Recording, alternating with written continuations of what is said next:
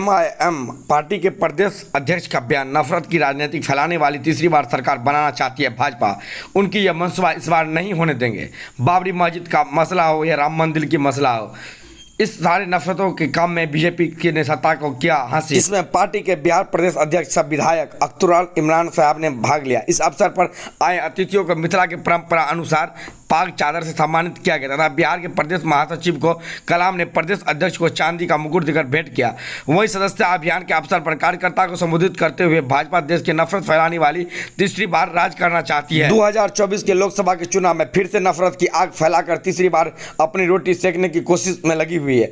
वहीं उन्होंने कहा है कि किसी भी कीमत पर भाजपा की तीसरी बार सरकार बनने वाली नहीं है, जिन्होंने मजहब का इस्तेमाल कर नफरत फैलाने का काम किया। वो पार्टी है एएमआईएम। दोस्तों,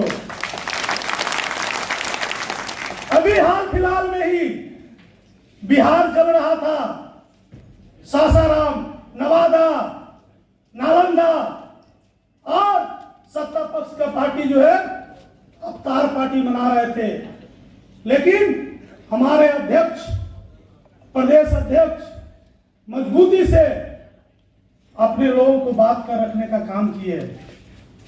दोस्तों, पार्टी किसी एक जाति का नहीं होता है। यह पार्टी है, न जमात लेकर चलो, न जकात लेकर चलो, सारे जमाने को साथ लेकर चलो। आप लोग बहुत देर से बैठे हुए हैं, 10 बजे से, और थोड़ा सा हम लोगों को लेट हुआ कार्यक्रम शुरू करने में, इसके लिए मैं माफी चाहूंगा। मैं कहना चाहता हूं दोस्तों कि अगर आप एमआईएम पार्टी के लिए पसीना बहाने का काम कीजिएगा तो एमआईएम पार्टी आपको खून देने का काम करेगा।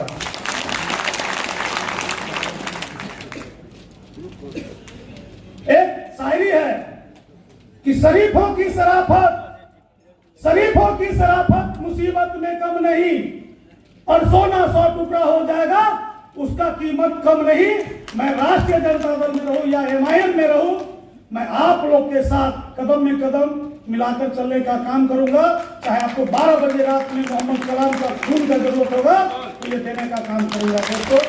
लेकिन आप लोग को आज ही संकल्प लेकर जाना है कि एमआईएम पार्टी को मिथिलांचल में जितने भी सेकुलर पार्टी है और भाजपा का भय दिखाकर वोट लेने वाला है, उसके मुंह पे तमाचा मारना है और प्रचार प्रसार करना है कि एमआईएम पार्टी ऐसी पार्टी है कि पहला पार्टी है बाबा भीमराव अंबेडकर जी का फोटो लगाने का काम करते हैं। ये गरीबों की पार्टी है, ये तमाम लोगों की पार्टी है। क्या अपर कास्ट में गरीब लोग नहीं है? हमारे हजारों दोस्त ब्राह्मण है, हजारों दोस्त भूमिहार है, हजारों दोस्त राजपूत है, लाखों दोस्त हमारे हिंदू हैं। सिर्फ एक जिला की मैं बात करता हूं और पूरे बिहार का बात करूंगा तो 10 लोग हिंदू हमारे दोस्त हैं, और वो हमारे साथ कदम में कदम मिलाकर चलेंगे और वो हमारे साथ बैठकर भोजन करते हैं। इसका जीता जागता हुआ उदाहरण बृजमोहन झा बैठे हुए इस मंच पर, नचारी मंडल जी है, सत्यनारायण मंडल जी है। दोस्तों, हमारे यूथ प्रेसिडेंट का भाषण होना है, प्रदेश अध्यक्ष जी का भाषण होना है, एक और शायरी का। कष्ट पर बैठे हुए इन बेईमानों को यह पैगाम देना चाहता हूं कि काठ की हंडी एक बार नहीं, कुछ हिस्सा बच गया था तो 2 बार चढ़ गई है। तीसरी बार तुम्हारी सल्तनत बनने वाली अभियान चलाया गया, जिस तरीके की भीड़ आई, कितनी उम्मीद जागी है एमआईएम को?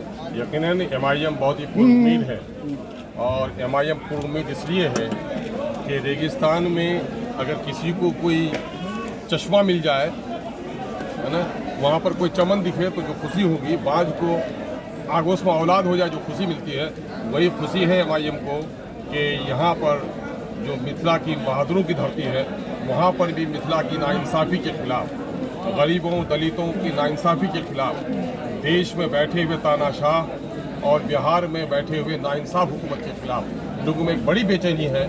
और इंसाफ की बात क्योंकि एमआईएम करती है, इसलिए इन तमाम लोगों की उम्मीदें हमसे जुड़ी हैं।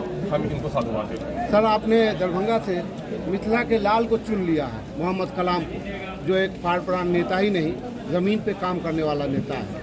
इनसे कितनी उम्मीद है? ज़मीन पर काम करने वाले लोग ही एमआईएम में आते हैं और एमआईएम ऐसे ही लोगों को गले लगाती है, तो इसलिए समझिए कि वो कीमती हीरा था जिसको एमआईएम ने चुन लिया। सर, असदुद्दीन ओवैसी साहब चाहे एसटी मीडिया के स्टूडियो में हो, चाहे सड़कों में हो, चाहे सदन में हो, डेटा पे बात करते हैं और सरकार को घेरने की बात करते हैं और नाइंसाफियों की बात करते हैं, चाहे किसी के साथ हो।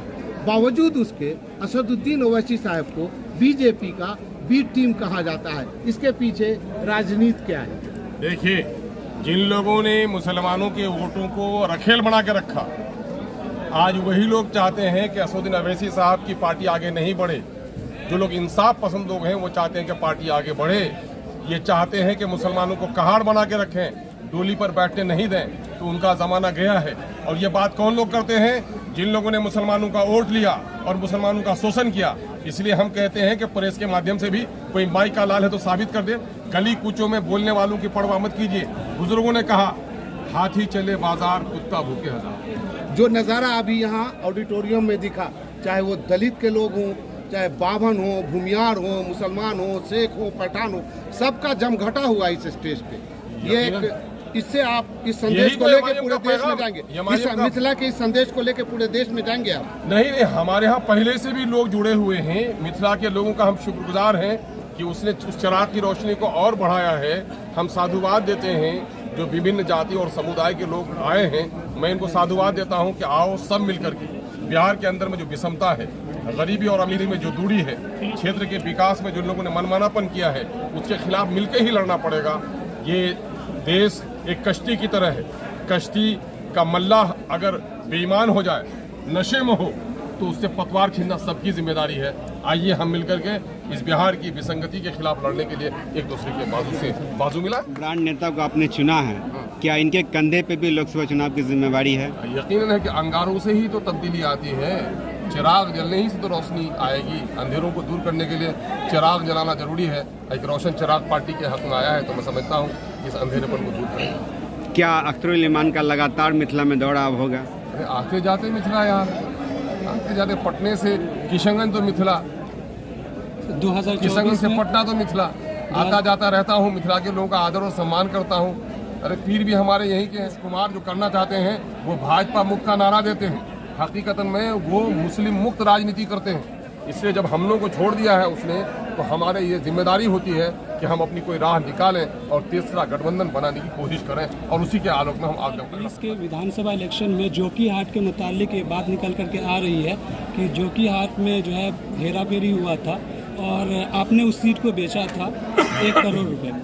देखिए, तोहमत और इल्ज़ाम से कोई बच पाया है? कोई गालिब कर कहे कोई बुरा तो उसका बुरा न मान। ऐसा कौन है जहां में जिसको अच्छा कहे? सभी काम करने निकलोगे तो बदनाम करेंगे लोग। छतरी को खोलोगे धूप और पानी में, तो छतरी भीगेगी भी, उल्टेगी भी, और जो छतरी सिमट कर रहेगी वो छतरी में फूट जाएगी। आपको महागठबंधन में नहीं रखा किसी ने, गठबंधन में या मांगी, इसका दर्द है या अफसोस है? नहीं, कोई अफसोस नहीं, चूंकि हमारे वसूल से उनको खतरा है। हम सबों के बराबरी की बात करते हैं, हम न्याय की बात करते हैं, और वो न्याय पर नहीं चलना चाहते हैं। उनका निजी स्वार्थ है, हमारा जन स्वार्थ है। जन स्वार्थ और निजी स्वार्थ में टकराव होगा, इसलिए हम आते हैं। हमारे मंत्रालय हमारा मुतालबा नहीं है। हमारे लीडर चुन के आए, कभी मंत्री का देखा आपने? हमारे साथ साथ लोग चुन के आए कई मंत्री को की ख्वाहिश देखी?